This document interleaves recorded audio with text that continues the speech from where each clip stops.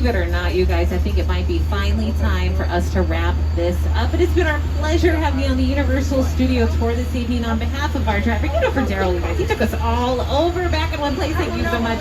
Myself, Carly, and everyone at NBC Universal. We hope you enjoyed your exclusive behind-the-scenes Hollywood access. I have a little insider tip. Download the Universal Studios Hollywood app on your smartphone to stay up to the minute from park information.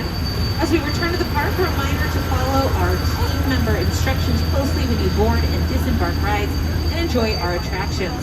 Also, please remember to wear your facial coverings at all times, maintain proper social distance, wash your hands regularly, and use that hand sanitizer.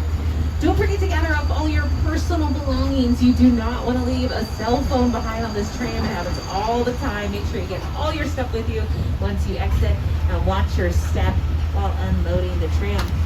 We hope you enjoy the rest of your day here at Universal Studios Hollywood, the entertainment capital of LA.